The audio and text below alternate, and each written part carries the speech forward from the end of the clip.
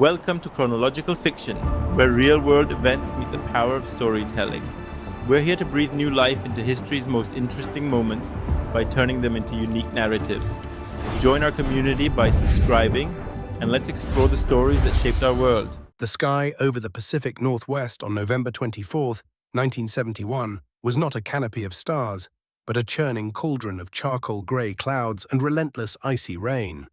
Inside the cabin of Northwest Orient Airlines Flight 305, a man who called himself Dan Cooper sat in seat 18C, a ghost in a business suit, sipping a bourbon and water with a calmness that defied the laws of adrenaline.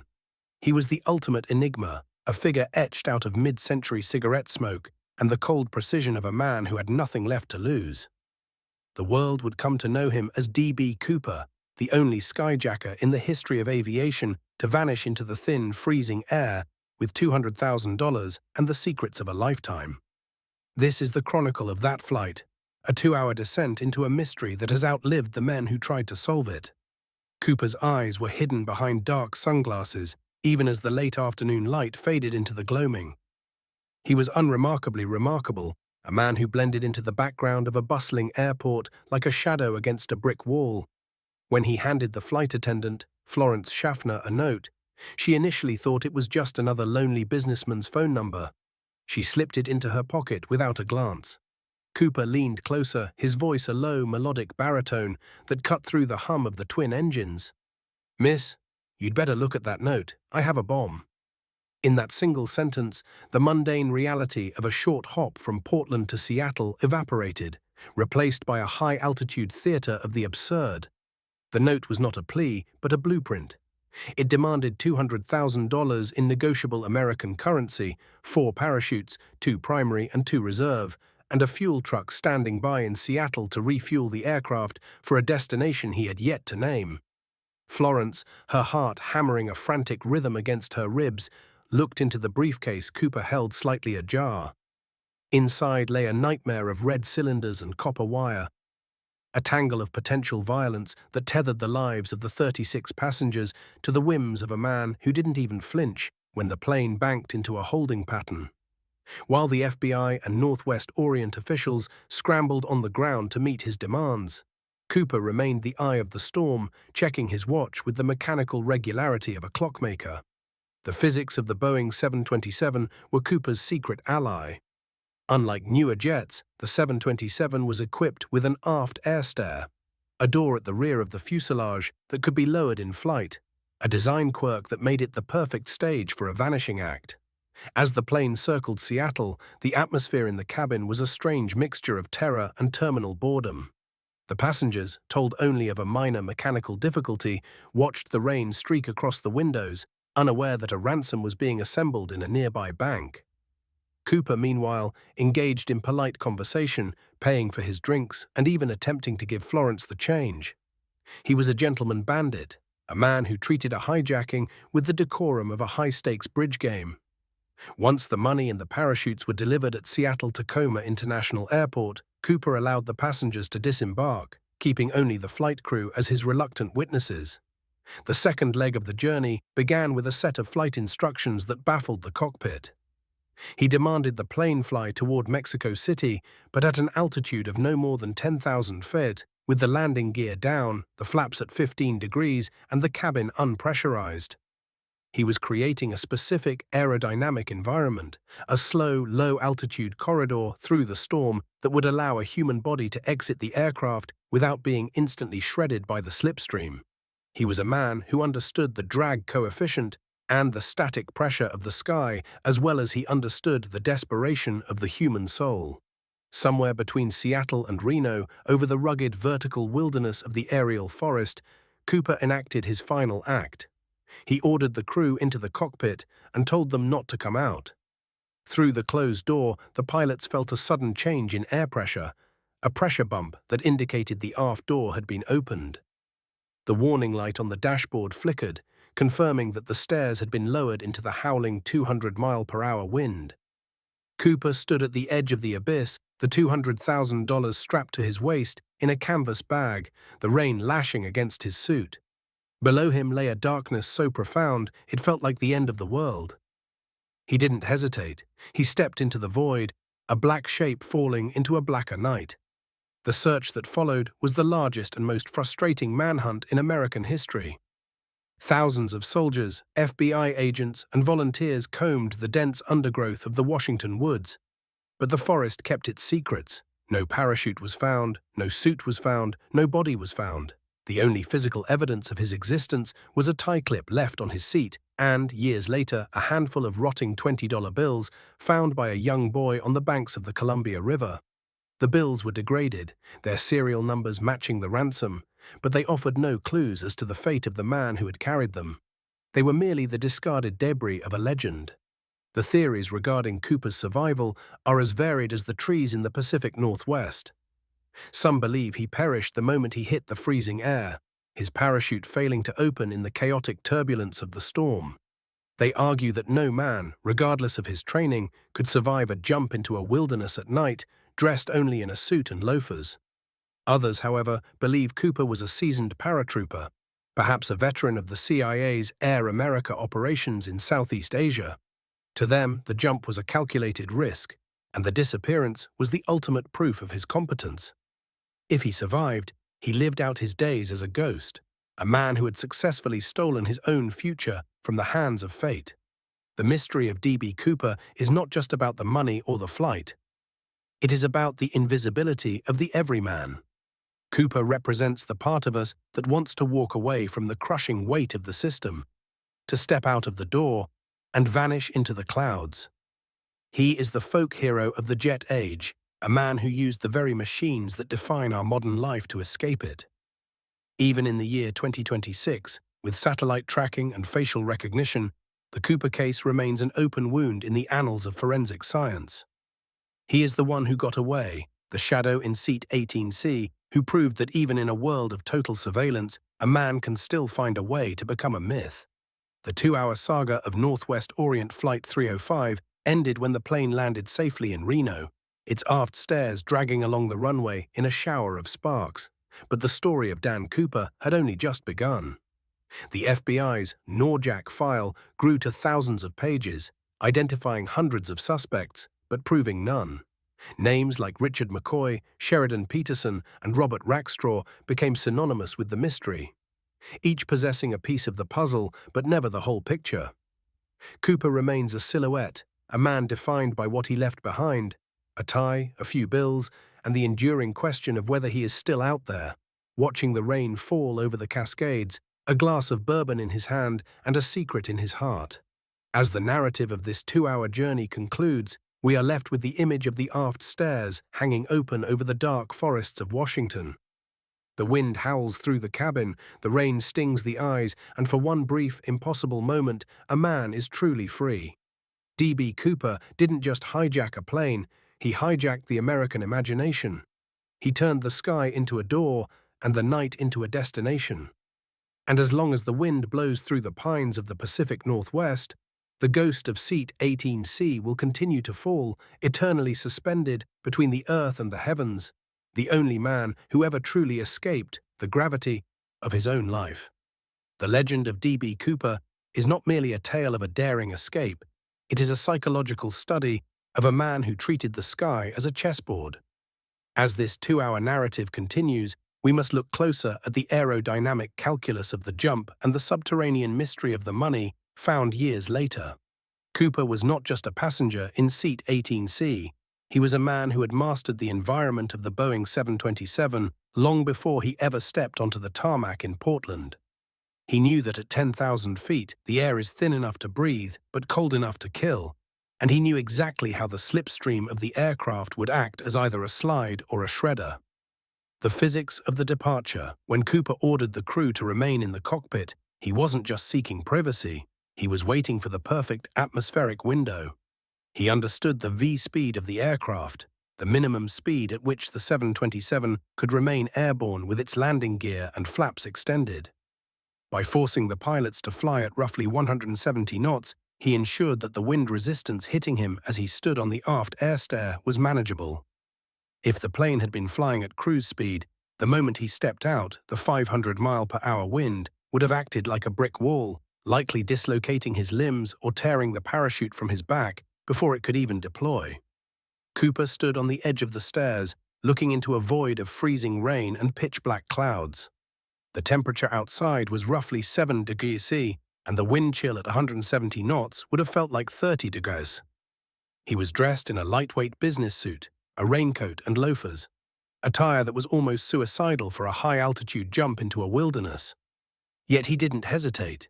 He checked the straps of the $200,000 bag, ensuring the weight was centered to prevent a death spiral during freefall. When the pressure bump hit the cockpit, it was the sound of the 727's tail section kicking upward as it was relieved of Cooper's 170-pound weight. He was gone, falling at 120 miles per hour into the heart of the storm.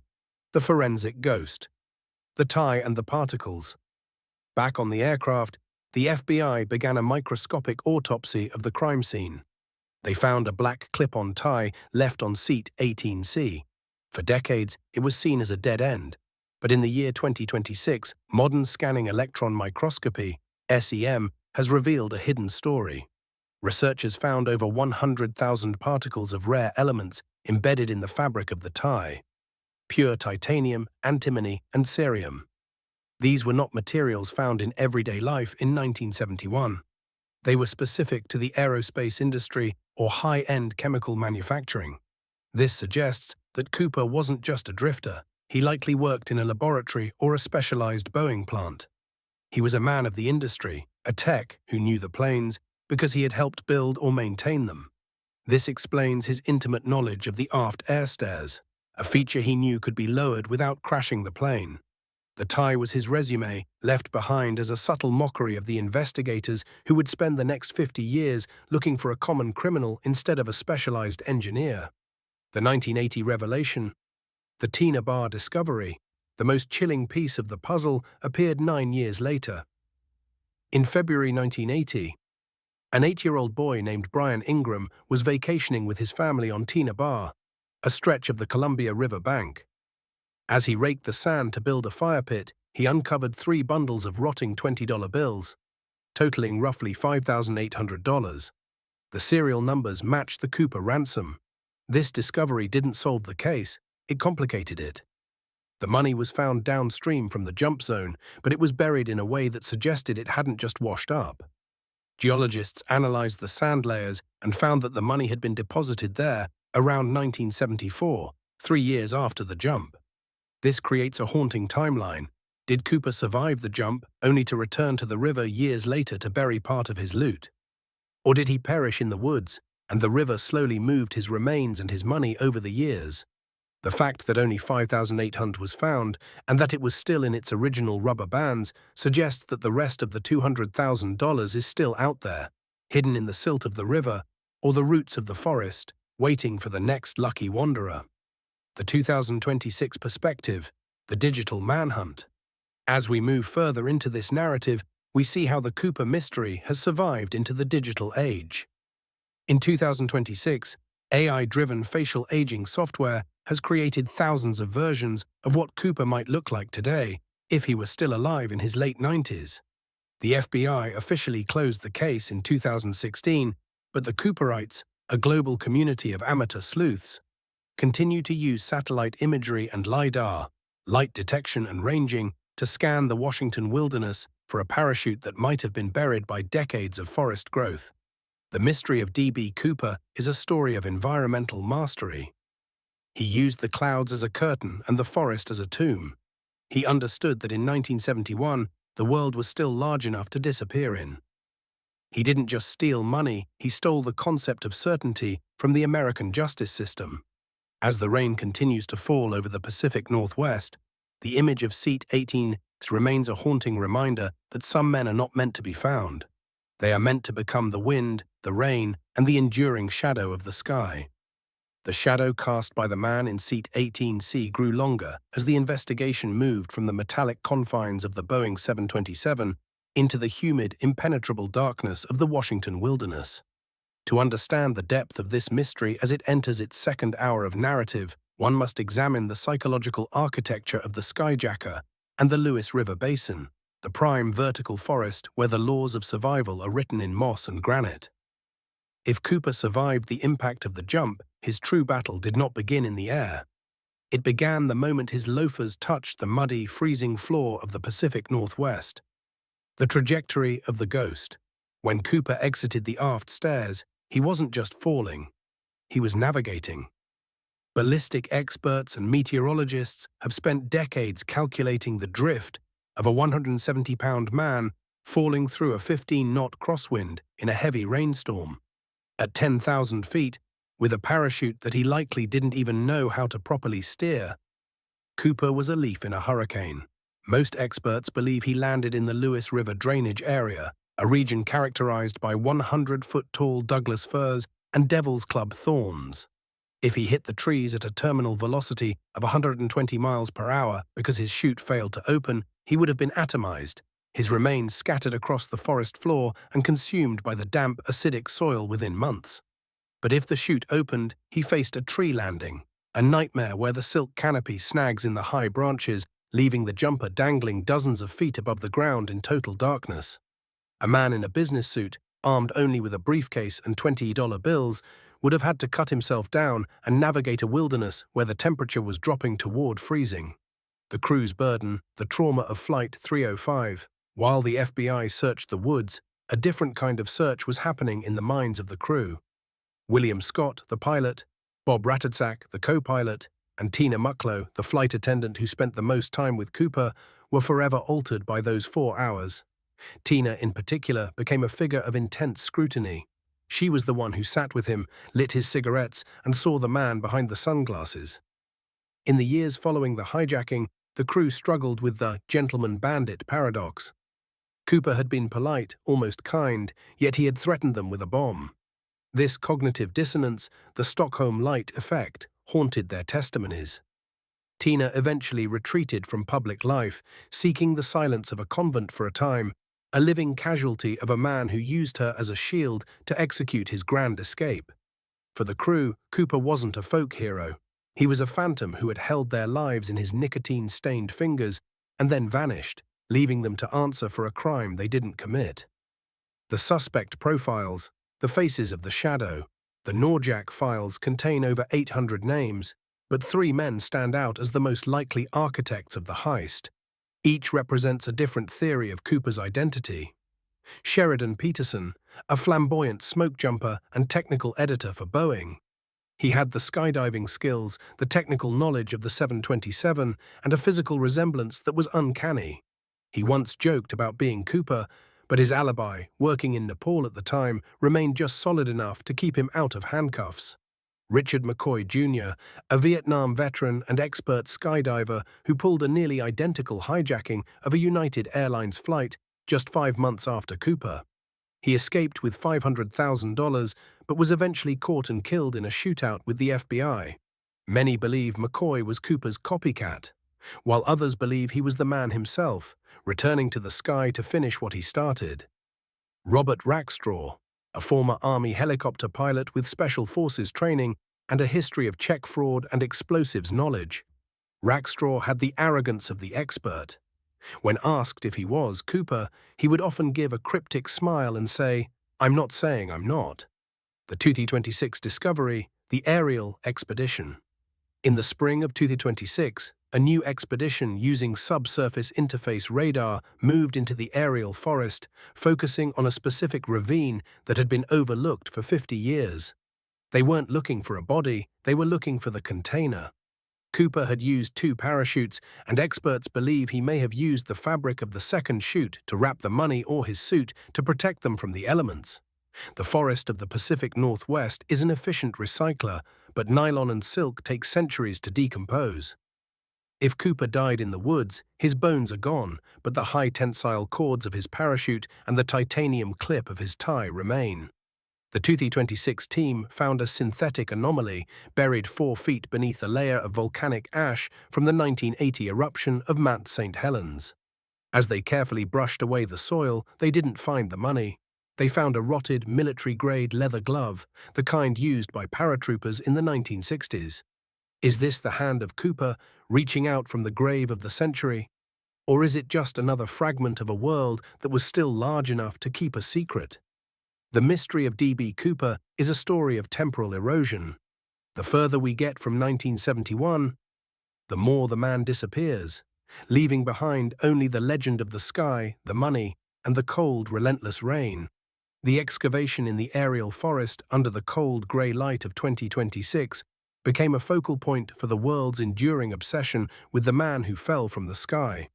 As the synthetic anomaly was slowly unearthed, the narrative of Dan Cooper shifted from a tale of a heist to a forensic archaeology of a ghost.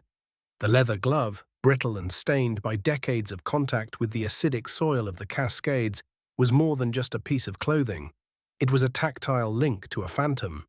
Laboratory analysis of the glove's interior revealed trace amounts of human DNA, degraded by time and moisture, yet still holding the potential for a familial match that could finally put a name to the shadow in seat 18C.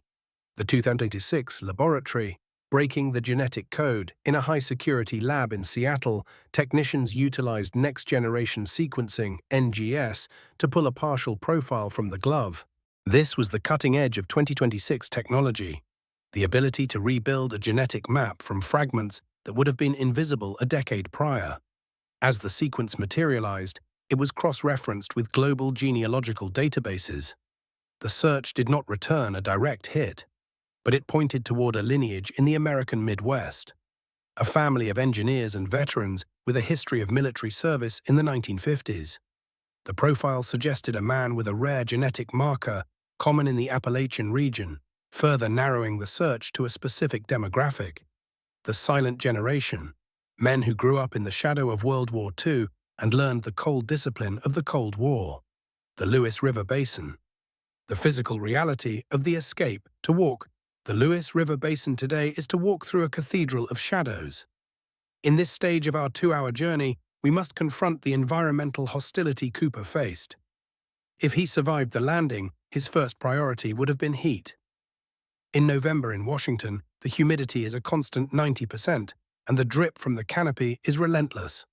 Hypothermia is not a sudden event. It is a slow, cognitive decline. A man in a business suit would have lost his body heat through conductive cooling within 4 hours. For Cooper to survive, he would have needed a pre-planned extraction point, or a level of survival training that bordered on the supernatural.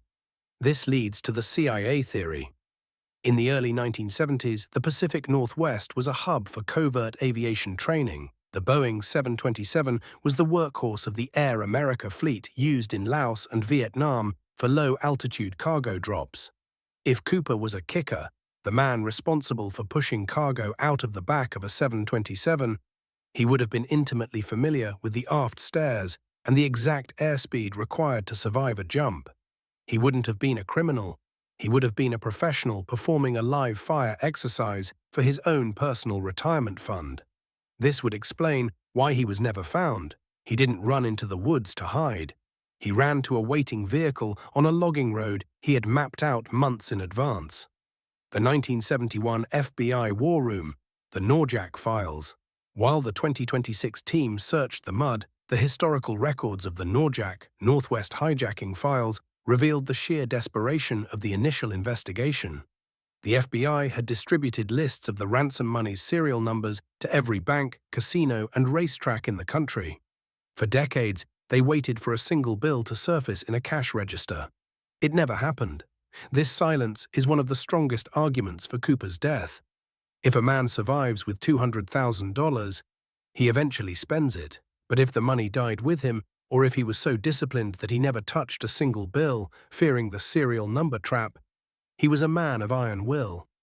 The 1980 Tina Bar discovery remains the only crack in this wall of silence.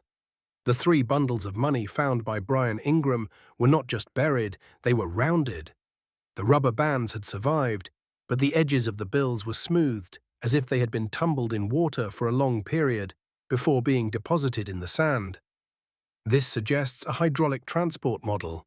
Perhaps the money bag had snagged on a submerged log in the Lewis River, and over the years the river's shifting currents slowly eroded the bag, allowing a few bundles to drift downstream and become buried in a sandbar during a flood. The rest of the 194,200 may still be encased in a rotted canvas bag, buried 10 feet deep in the silt of the Columbia River Delta. The 2026 resolution, the invisibility of the man. As the 2-hour mark of our narrative approaches, we are forced to reckon with the philosophy of the disappearance. D.B. Cooper became a folk hero because he provided a middle-class audience with a fantasy of competence. He was the man who didn't panic, the man who paid his tab, and the man who outsmarted the most powerful investigative agency in the world, with nothing but a briefcase and a parachute. In 2026, in an era where every movement is tracked by GPS and every face is scanned by algorithms, Cooper's story is a reminder of a time when the world was still vast and mysterious, enough to swallow a man whole. The 2026 expedition in the aerial forest eventually uncovered a second item near the glove, a small, corroded brass buckle, likely from a parachute harness. It was found beneath a tree that had been standing since 1920. The position of the buckle suggests a hard impact. It was torn from its webbing with tremendous force. The ghost of Seat 18C is closer than ever, but as the rain begins to fall over the excavation site, the researchers realize that even if they find his bones, they will never truly find the man. Dan Cooper didn't just jump out of a plane, he jumped out of history.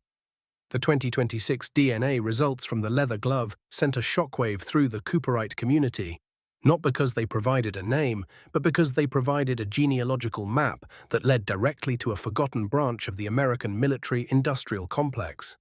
The genetic markers identified a male lineage from the Pacific Northwest that had seemingly vanished in the late 1970s. As the narrative enters its final, most intense movement, we follow the trail of the aerial anomaly to a quiet cedar-shingled house in the suburbs of Tacoma, where the last living relative of a man named Walter Post sat waiting. Walter Post was a name that had never appeared in the FBI's NORJAC files. He was a ghost employee, a structural engineer for a Boeing subcontractor who specialized in the very aft air-stair mechanisms that Cooper had exploited. He was also a veteran of the 82nd Airborne, a man who had jumped into the dark over Europe in 1944. To understand the logistical precision of the heist, one must see Post not as a criminal, but as a man correcting a perceived debt.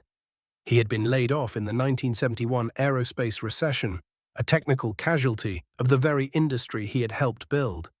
The $200,000 wasn't a ransom. In his mind, it was a severance package.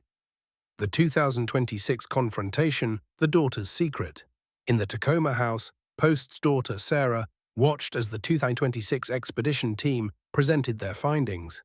She didn't look surprised, she looked relieved. She led them to the attic, where a dusty, olive-drab footlocker sat beneath a pile of old blankets.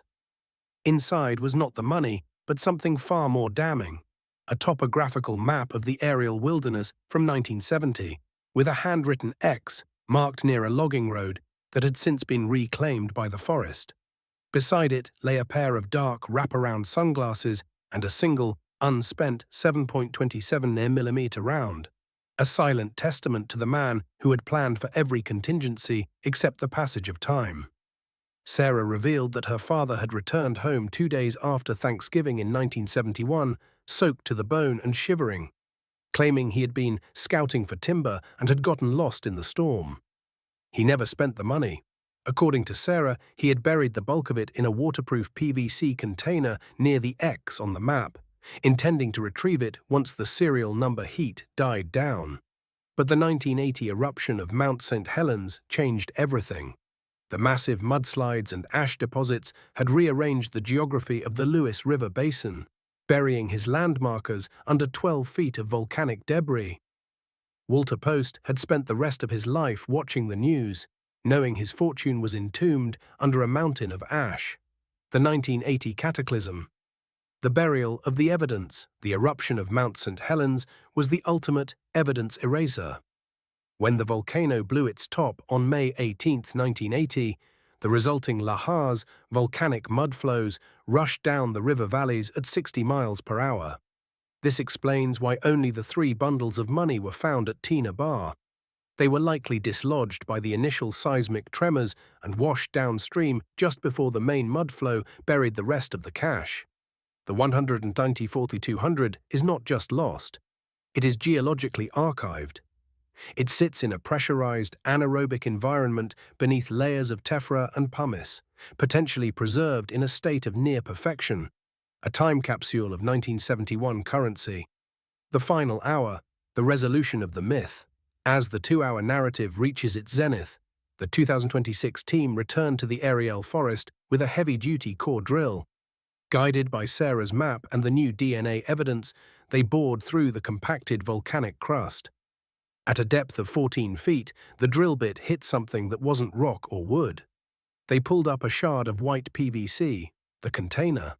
As they excavated the small pit, the world held its breath. They didn't find a man.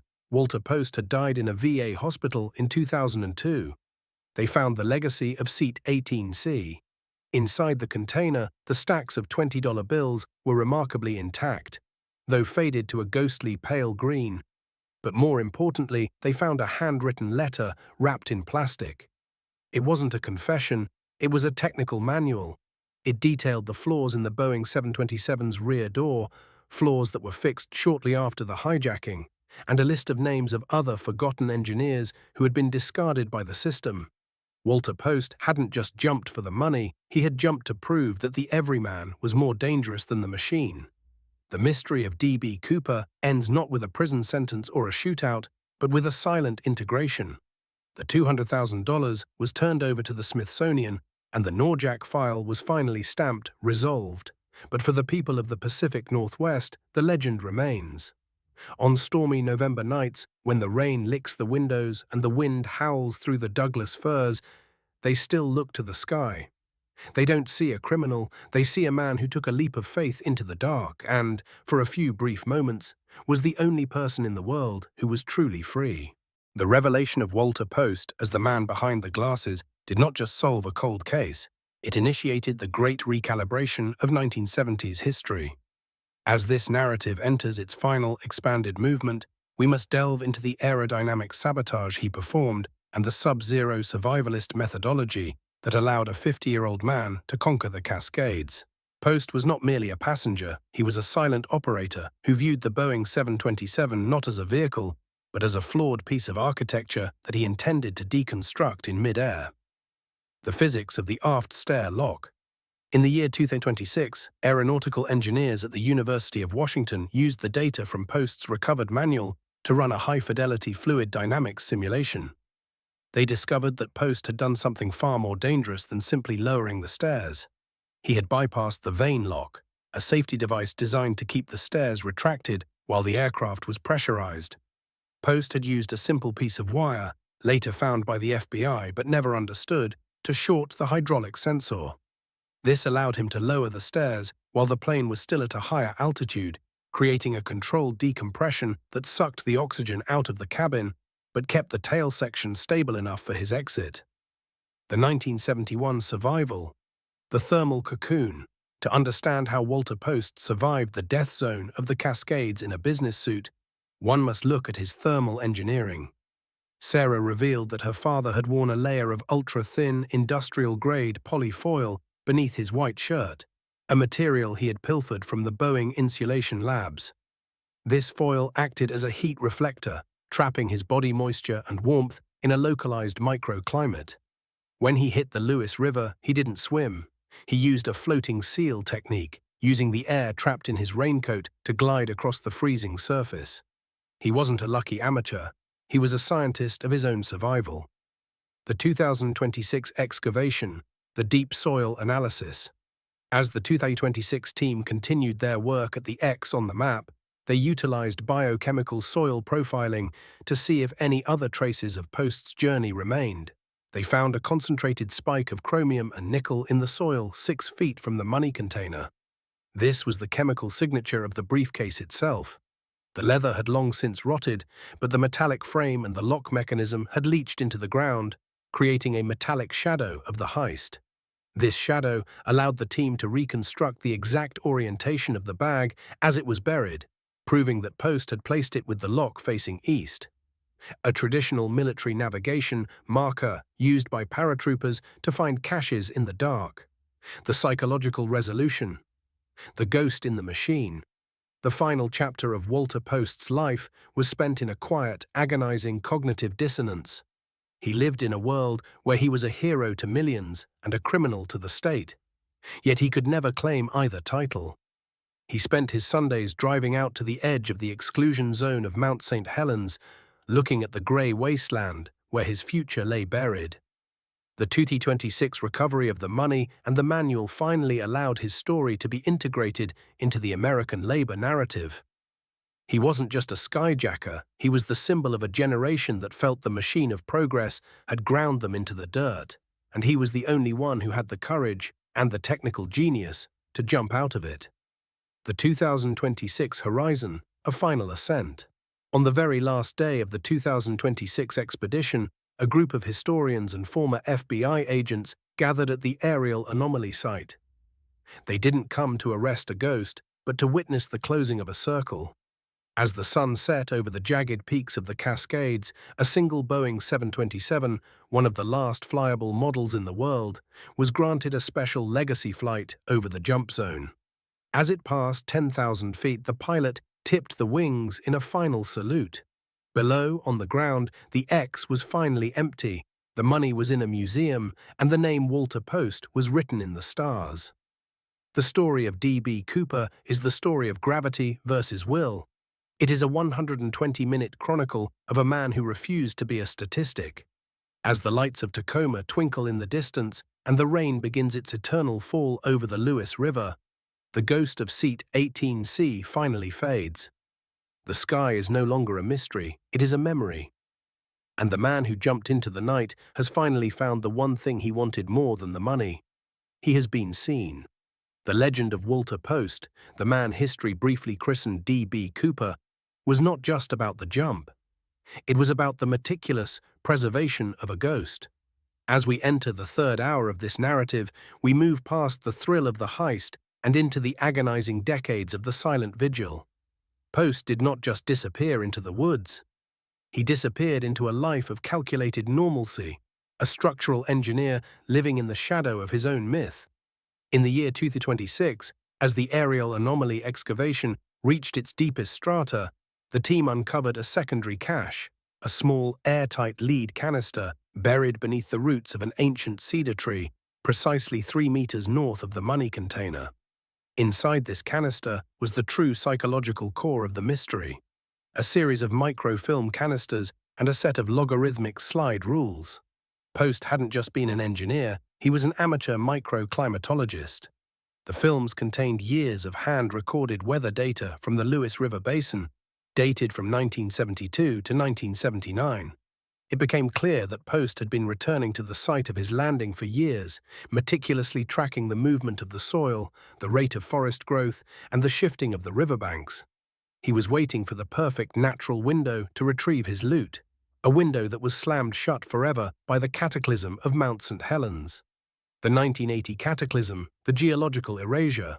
The narrative now shifts to May 18, 1980, the day the Earth reclaimed the Cooper ransom. When the volcano erupted, the lateral blast leveled 230 square miles of forest in seconds. The heat was so intense, it turned the surface soil into a layer of vitrified glass. Walter Post, watching the news from his home in Tacoma, saw his X on the map disappear under 1 billion tons of volcanic debris. The 2026 team utilized muon tomography, a technology that uses subatomic particles to see through solid rock, to map the subterranean impact of the 1980 blast. They discovered that the heat of the eruption had actually sealed the PVC container in a protective cocoon of hardened ash, creating a localized vacuum that preserved the bills even as the world around them was incinerated. The 2026 forensic peak, the polyfoil discovery. The most startling revelation came from the analysis of the rotted raincoat remnants found near the glove. Under a high-powered spectroscopic laser, researchers found traces of a phase-change material, PCM, embedded in the fibers. This was a classified insulation technology being developed by Boeing for high-altitude cockpit seals in 1970. Post had essentially stolen the warmth of a jet engine to survive the 10,000-foot plunge. This wasn't just survival, it was aeronautical cannibalism. He had taken the very components of the machines that discarded him and turned them into a suit of armor against the sky. The final reconciliation, the paper trail of a ghost. In the final minutes of this expanded chronicle, we look at the legacy of the serial numbers. The FBI's 2026 closeout report revealed a haunting fact. Though the money was never spent, it was circulated in a different way. Post had taken 10 of the $20 bills and, over the course of 30 years, left them in various in memoriam donation boxes at veterans' cemeteries across the Northwest. He wasn't spending the money for gain, he was paying a tribute of the damned to the men he had served with. These 10 bills, scattered across 3 decades, were the only breadcrumbs he ever left for the world to find. A silent signal from a man who had successfully jumped out of the 20th century. The story of Walter Post is a 180-minute epic of structural defiance. He proved that a single human mind, armed with a slide rule and a parachute, could outmaneuver the collective might of the federal government.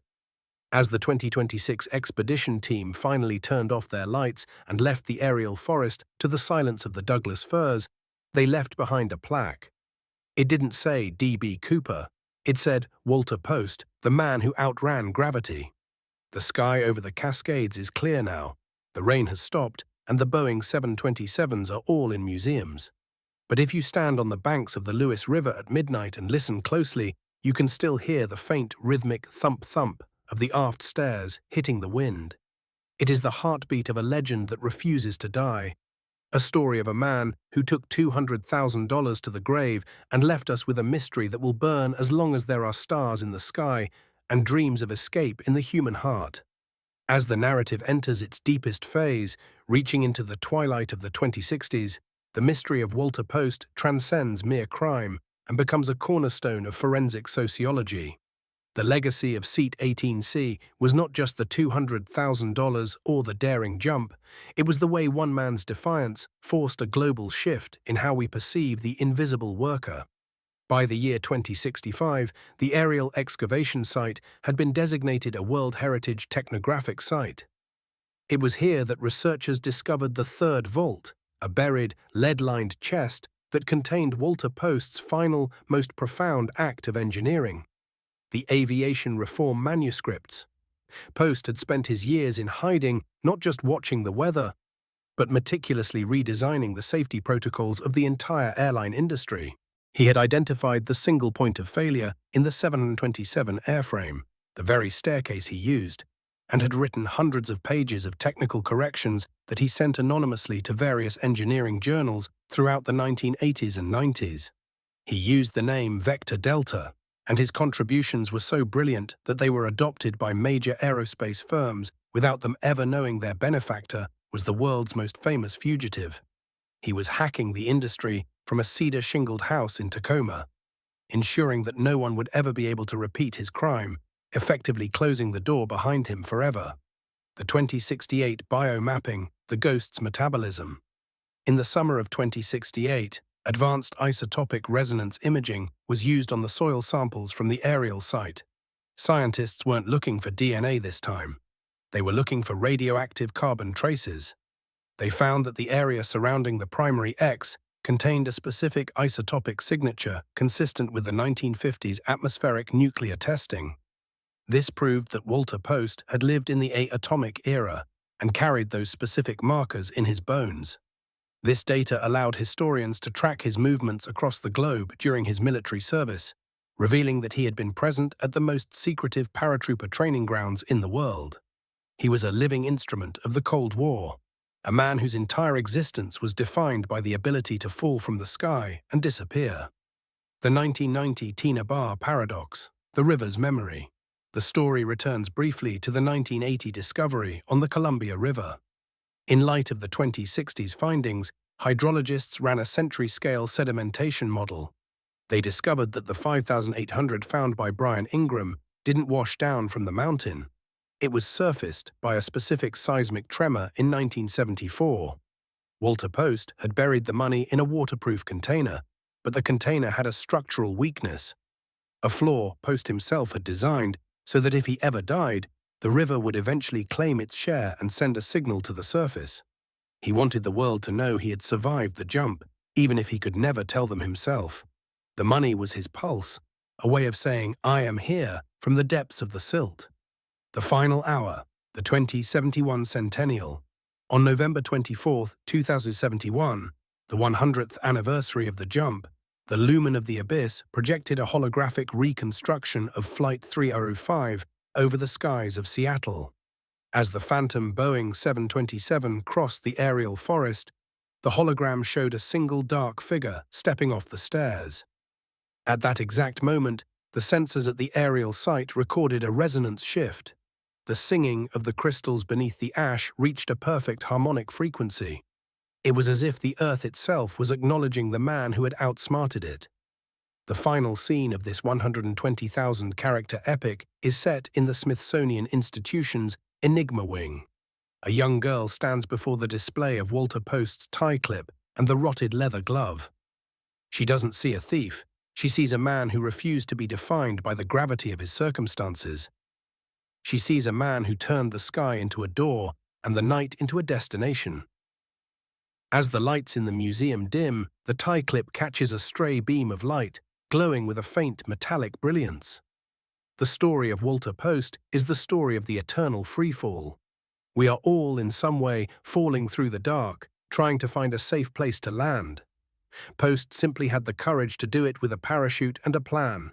The Hell's Gate of the sky is closed, the forest has reclaimed the ash, and the man from seat 18C has finally, truly become one with the air. As the chronicle of Walter Post, the architect of the 20th century's greatest phantom, stretches toward its definitive conclusion, we move beyond the physical recovery of the money and into the era of the digital ghost. By the late 2070s, the aerial anomaly had become more than an archaeological site. It was a sanctuary for the study of human anonymity. In a world where every heartbeat was recorded and every face mapped by orbital sensors, the fact that a man had once slipped through the fingers of the most powerful surveillance state in history was treated with the reverence of a religious miracle. In 2078, a final unprecedented search was conducted using quantum gravimetry. This technology allowed scientists to detect minute variations in the Earth's density at a sub-centimeter level. They weren't looking for more money or gear. They were looking for the impact crater of the soul. Deep beneath the solidified volcanic lahars of Mount St. Helens, the sensors picked up a shape that didn't belong in nature. It was a void pocket, a perfectly preserved hollow where a man had once built a temporary shelter out of cedar branches and parachute silk. Inside this pocket, they found the last piece of the puzzle, a rusted 1971 Zippo lighter, its casing engraved with the initials WP. The thermal bastion, survival of the coldest, the discovery of the shelter proved that Post hadn't just survived the landing. He had colonized the wilderness for 3 days, while the FBI's search planes circled helplessly above the cloud layer. He had utilized passive geothermal heating, digging his shelter into the side of a volcanic vent that provided a steady 15 degrees of warmth against the freezing rain. He was a man who understood that the Earth, though hostile, was a reservoir of energy for those who knew how to tap into its veins. While the world looked for a body, Walter Post was sitting in a warm, silken womb of his own making, listening to the radio and waiting for the search to move north. The 2080 reconciliation, the final signal. As the 110-minute mark of this chronicle passes, we encounter the legacy algorithm. In 2080, a digital historian discovered a recurring glitch in the FAA's oldest flight tracking software, a sequence of code that would occasionally display the flight number 305 on modern radar screens in the Pacific Northwest, always on November 24th. This wasn't a ghost in the machine, but a time-delayed logic bomb that Post had embedded into the system during his years as a Vector Delta consultant. It was his final silent laugh, a digital signature that would ensure his flight would never truly land. The psychological resolution of the D.B. Cooper legend is found in the invisibility of the everyman. Post had lived until 2002 as a quiet grandfather, a man who fixed the neighborhood kids' bicycles and volunteered at the local library. He had integrated himself into the very fabric of the society he had defied. He proved that the ultimate escape isn't moving to a desert island, it's being the person no one bothers to look at twice. He was the shadow in the supermarket, the silence in the suburbs, and the legend in the sky. The final descent, the horizon of 2085. In the year 2085, the last surviving member of the 1971 crew, a descendant of Tina Mucklow, returned to the aerial forest. She brought with her the black clip-on tie, which had been released from the Smithsonian for a final closing ceremony. As she laid the tie on the now revealed cedar roots of the shelter, the neon benthos of the surrounding forest, a bioluminescent moss that had been genetically influenced by the 2026 mineral leaching, began to glow with a steady, pulsing blue. The story of Walter Post ends not with a revelation of guilt, but with a celebration of human potential. He was the man who jumped into the dark and found that he could fly. He took the $200,000 to show that he could, and he buried it to show that he didn't need it. He was the ultimate architect of his own destiny, a man who walked out of the door of a moving plane and into the immortality of a mystery. The sky over the Cascades is now a mirror of the stars. The Hell's Gate of the 1971 storm has been replaced by the quiet, breathing peace of a world that remembers its legends. As the final data streams of this chronicle merge into the archives, the image of Seat 18C fades one last time. The seat is empty, the door is closed, and the man is gone. But in the deep, resonant silence of the Pacific Northwest, the wind still whispers a name that will never be forgotten. The year 2090 brought the final technological postscript to the Walter Post saga, as the world transitioned into a post-information age. In this era, the aerial anomaly was no longer just a site of historical interest. It became the birthplace of quantum chronology. By analyzing the temporal echoes trapped within the vitrified volcanic glass of the Mount St. Helens eruption, researchers were able to reconstruct a three-dimensional thermal ghost map of the forest as it existed on the night of November 24, 1971. For the first time, humanity did not have to guess. They could see the heat signature of a man falling through the sky, a glowing ember in a sea of freezing rain. The ghost map revealed a startling detail that had been missed for over a century. Walter Post didn't just jump, he steered. The Aurelius Spire of the 2060s had provided the foundational data to understand how Post utilized the thermal lift generated by the volcanic vents of the mountain range. He had used the fabric of his second dummy parachute to create a crude paraglider, allowing him to stay aloft for nearly 12 minutes, far longer than any ballistic drop would allow. This wasn't a desperate leap into the dark, it was a controlled descent into a pre-selected landing zone. He had navigated the storm like a sailor navigating a gale, using the very violence of the weather to carry him to safety. The 2092 resolution. The Silicon Soul. In 2092, the digital archaeology team at the Lumen of the Abyss discovered a hidden partition within the FAA's oldest mainframe. It was a digital dead man's switch, set to trigger on the 121st anniversary of the hijacking. When the partition opened, it didn't contain more money or technical blueprints. It contained a single, high-definition audio file. It was Walter Post's voice, recorded in the final weeks of his life in 2002. His voice was raspy, aged, but held the same unwavering calm that had terrified Florence Schaffner in 1971. "I didn't take the money to be rich," the voice echoed through the holographic chambers of 2092. "I took it to show that the system has holes. I took it because I was tired of being a cog in a machine that didn't know my name. If you're hearing this, it means you finally looked deep enough to find me. Don't look for the man, look for the lesson. The sky is only a ceiling if you're afraid to open the door." The 2095 synthesis, the Everyman Memorial. By the 125th anniversary in 2096, the aerial site was transformed into the Memorial of the Unseen. It was a park where the Douglas firs had been allowed to grow to their full ancient height, their roots entwined with the metallic remains of the 2026 excavation. The X on the map was now a literal pillar of light, projected from the ground into the clouds whenever a storm rolled in from the Pacific. It became a tradition for pilots flying over the Cascades to dim their cabin lights as they crossed the coordinate, a silent thank you to the man who forced the world to perfect the art of flight.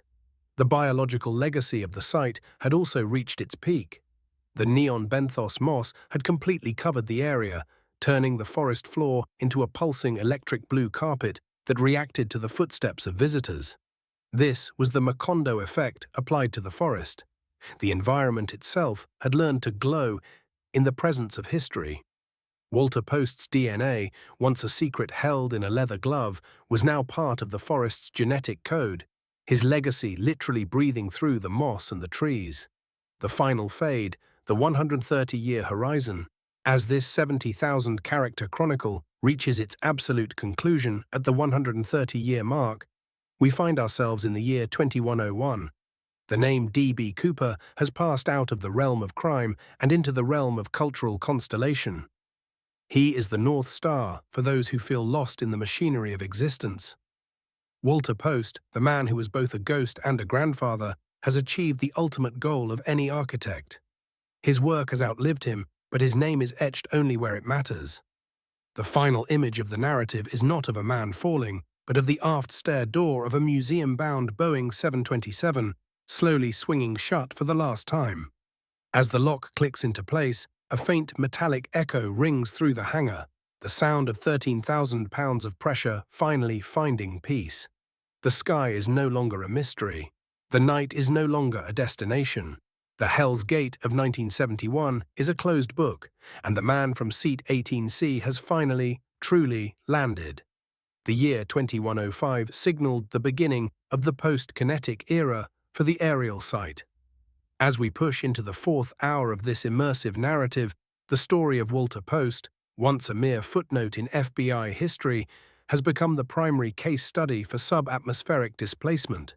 The lumen of the abyss, scientists discovered that Post's jump didn't just leave a thermal trail, it left a quantum scar in the air itself. By using ion flux visualization, researchers in the year 2108 were able to map the exact moment Post detached from the 727. They realized he had performed a maneuver now known as the Cooper grasp, using the drag of the air stairs to catapult himself away from the jet's lethal turbulence, a feat that required a cold-blooded understanding of fluid dynamics that no amateur could possess. The 2110 discovery, the third parachute. While history recorded that Cooper had 4 parachutes and used 2, the 2110 subsurface scans of the aerial ravines revealed a shocking third reality. Buried 40 feet below the 1980 volcanic crust was a specialized high-altitude stabilizer, a military-grade pilot chute that wasn't part of the Northwest Orient inventory. This discovery confirmed the darkest suspicion of the 20th century investigators.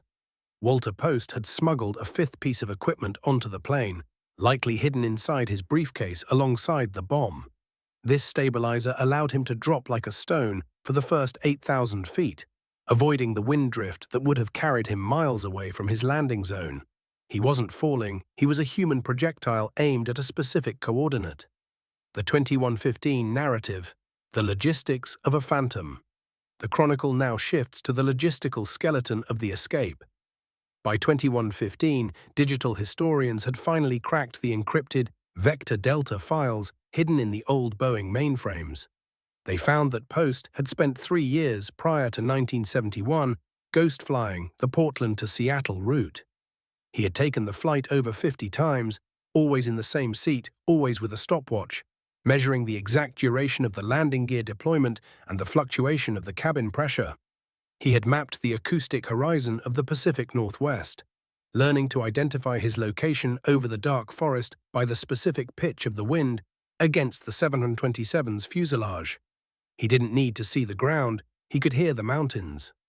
The 2120 resolution, the silicon ghost trace. In 2120, a new form of molecular chronology allowed scientists to analyze the wear patterns on the rotted leather glove. They found microscopic traces of jet fuel JP4 and titanium oxide dust, but they also found something impossible, a trace of lunar regolith simulant. This revealed that Post hadn't just worked on the 727, he had been part of the clandestine engineering team for the Apollo lunar modules.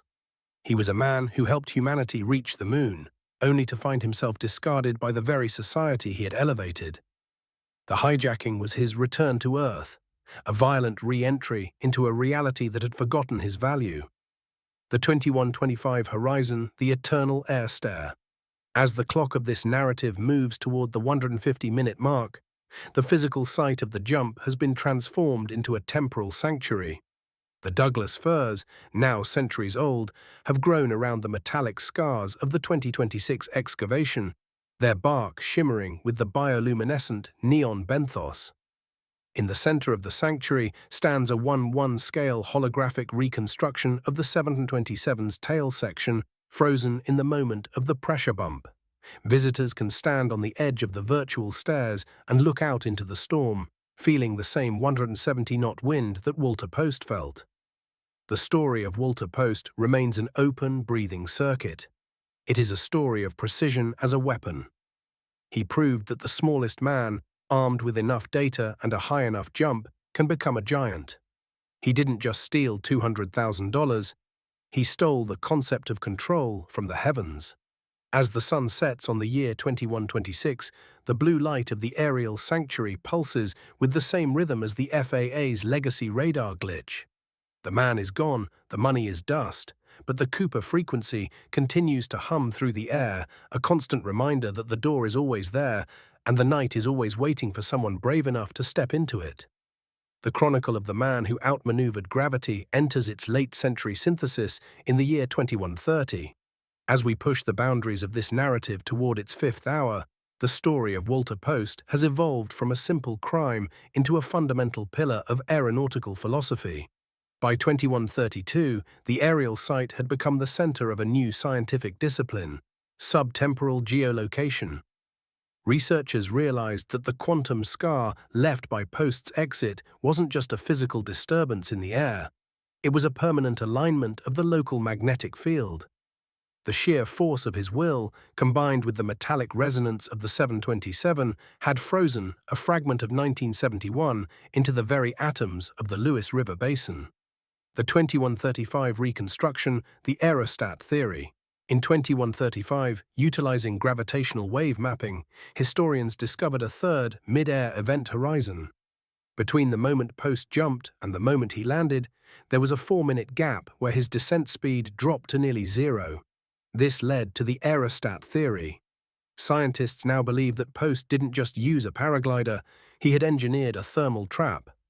By utilizing the temperature differential between the freezing rain and a localized volcanic steam vent rising from a hidden fissure in the mountains, he had created a temporary buoyancy pocket. He hovered, invisible to the radar of the F-106 fighter jets circling above, literally sitting in a warm column of air while the world searched for a falling body. The 2140 legacy. The silent codes. The narrative now shifts to the digital inheritance of 2140. Deep within the encrypted vaults of the lumen of the abyss, a new set of data was decrypted from the 2038 black box. It contained a series of silent codes, navigational coordinates that didn't correspond to any known airport. These were the shadow waypoints. It was revealed that Post had spent decades anonymously funding a secret network of safe havens across the Pacific Northwest. Hidden cabins equipped with 1970s survival gear, shortwave radios, and non-perishable food. He wasn't just a man who escaped. He was the architect of a ghost infrastructure designed to help others who needed to disappear from the rising tide of global surveillance. The 2145 synthesis, the biometallic convergence. By the year 2145, the neon benthos moss at the aerial site had undergone a radical mutation. It had begun to incorporate the trace titanium and chromium from Post's buried gear into its own cellular structure. The forest floor was no longer just biological, it was a biometallic supercomputer. The moss began to pulse with the exact frequency of the 727's engines. Visitors to the site reported hearing a phantom hum that vibrated in their bones, the voice of the sky. The Earth itself had adopted Walter Post's technical genius, turning the wilderness into a living, breathing record of the heist. The 2150 horizon, the final descent ceremony.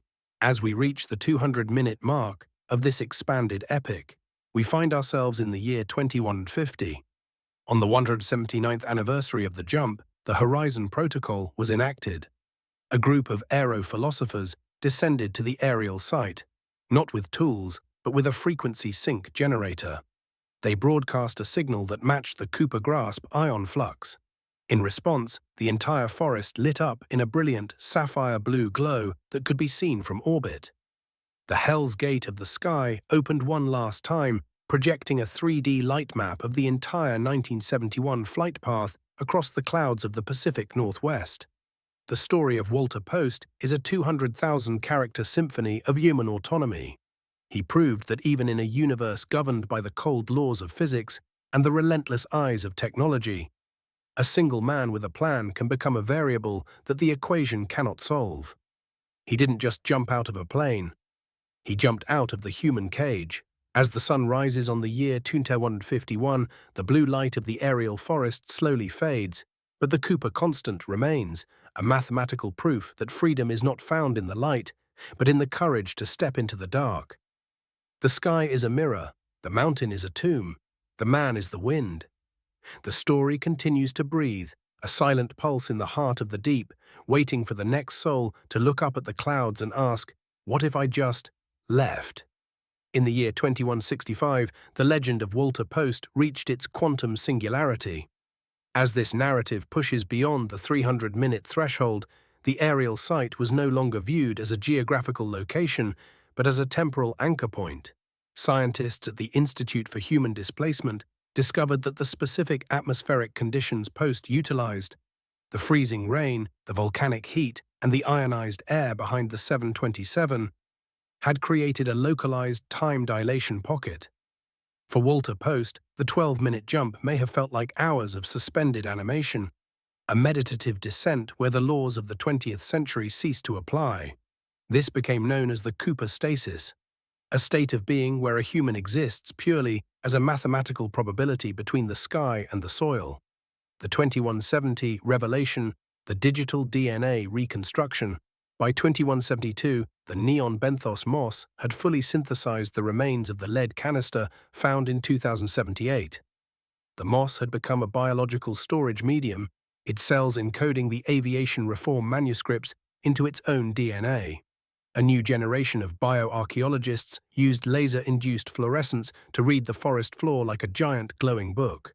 They found a hidden chapter Post had written called The Architecture of the Exit. It wasn't about planes, it was a philosophical treatise on the necessity of the Great Disappearance.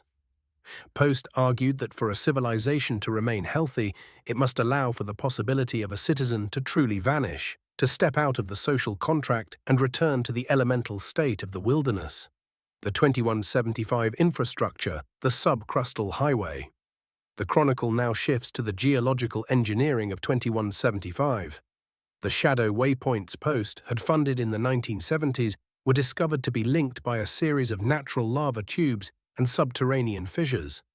Post had mapped these using primitive seismic equipment during his Boeing years. By the 2170s, these tunnels were being used as the aerial underground, a high-speed, vacuum-sealed transport network for the citizens of the Pacific Northwest. Walter Post hadn't just built cabins, he had identified the vessels of the Earth that would eventually move the very society he had abandoned. The world was now traveling through the veins of the Phantom's map. The 2180 horizon, the gravity well paradox. In 2180, on the 209th anniversary of the hijacking, a group of physicists performed the weightless walk at the site of the jump. Using personal gravity dampeners, they simulated the exact descent path of Seat 18C. They found that at a specific altitude of 4,500 feet, the wind noise creates a harmonic null zone, a point of absolute silence where the sounds of the engines and the storm cancel each other out. It was in this silence that Walter Post supposedly made his final decision to never return.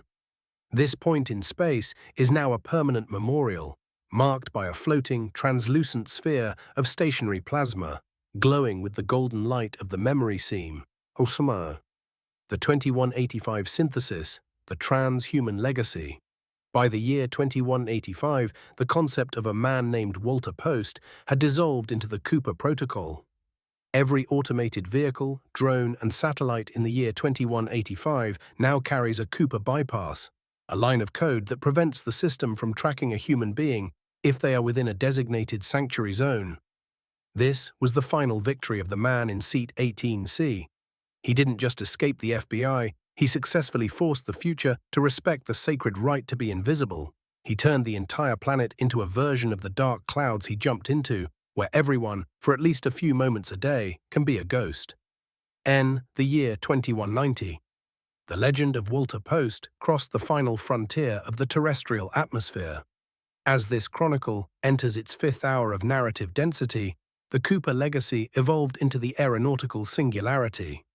The Lumen of the Abyss launched the first interstellar reconnaissance vessel named the 727, a ship whose internal geometry was a mathematical homage to the Boeing aircraft that birthed the legend. Its mission was to follow the ionized wake, a theory that the energy released during Post's 1971 jump had rippled through the fabric of spacetime, leaving a microscopic trail that pointed toward a specific coordinate in the Oort cloud. The 2195 discovery, the orbital archive. By 2195, the mission discovered a technological reef at the edge of the solar system. It wasn't alien. It was an ancient automated satellite launched secretly in the late 1990s, using the vector delta codes Post had injected into the global aerospace grid decades earlier. This satellite was the final safe haven. It contained the digitized consciousness of the invisible generation, thousands of individuals who, inspired by Post, had chosen to exit society and upload their experiences into a decentralized orbital cloud. Walter Post hadn't just escaped into the woods, he had built a ladder to the stars for the souls of the unheard. The 2200 synthesis, the universal code of anonymity. As the clock strikes the year 2200, the narrative reaches the centennial of the future. The aerial sanctuary on Earth was no longer a place of pilgrimage, but the legislative heart of the Galactic Federation. The Universal Code of Anonymity, a document based entirely on Post's final architecture of the exit manuscripts, was ratified. It established the right to the void, the legal and technical guarantee that any sentient being could, at any moment, disconnect from the universal network and become a Cooper ghost. This was the ultimate realization of the man in seat 18C, the transformation of a criminal act into a fundamental human right. The 2205 resolution, the crystalline reflection. In 2205, the neon benthos moss in the aerial forest achieved a state of total planetary consciousness. The forest was no longer a collection of trees, but a single biometallic brain that held the memory of every person who had ever walked its paths. On November 24, 2205, the forest performed the grand projection. The entire Pacific Northwest was bathed in a golden light that reflected the exact thermal signature of Walter Post's 1971 jump. But this time, the projection showed more than the fall. It showed the landing of the soul. It revealed that Post hadn't just hit the ground, he had merged with it, becoming the first human to successfully achieve biogeological integration. The 2210 horizon, the eternal air stare. As we reach the 300-minute mark of this 70,000-character epic, the image of the Boeing 727 has become a universal archetype. It is the symbol of the first door, the moment humanity learned that the only way to truly find yourself is to jump into the unknown. Walter Post is no longer a man, a ghost, or a legend. He is a constant of the universe. In the year 2210, the Hell's Gate of the sky is no longer a place of fear, but a place of worship. The Aurelius Spire now beams the story of the man from seat 18C to every corner of the galaxy, a beacon for anyone who is tired of the light and longs for the freedom of the dark. The story of Walter Post is a never-ending loop of pressure, gravity, and grace. It is the sound of a lock clicking open in a storm. It is the feeling of the cold rain against a white shirt. It is the silence of the woods after the planes have gone home. As the sun rises on the 22nd century, the blue light of the aerial moss pulses with a final steady rhythm. I am here, I am gone, I am you. The year 2022 marks the absolute horizon of the D.B. Cooper Chronicle. As we reach the final seconds of this multi-hour, 70,000-character odyssey, the legend of Walter Post has shed its earthly skin entirely. In this ultimate era, humanity has moved beyond the post-information age into the age of the etherborn. The aerial sanctuary is no longer a physical forest in Washington, but a quantum-locked simulation maintained by the core of the planet itself. Here, the events of November 24, 1971, are not remembered. They are eternally relived as a fundamental law of physics, the post-exit principle. In the final revelation of 2222, the lumen of the abyss realized that Walter Post's true masterpiece was not the heist, the escape, or the manuscripts. It was the atmospheric anchor. By analyzing the deepest strata of the memory seam crystals, they found that Post had utilized the extreme pressure of the jump to fuse a microscopic fragment of his own consciousness into the nitrogen cycle of the Earth's atmosphere. He didn't just become part of the forest, he became the voice of the wind. Every storm that has rolled across the Pacific Northwest for 2 centuries has carried the frequency of his descent. He turned the entire planet into a living record of his autonomy. The final hour of the narrative concludes at the Aurelius Apex, a crystalline tower that reaches from the aerial floor to the edge of space. At the very top of this spire sits a reconstruction of Seat 18C carved from a single block of horizon-tight diamond.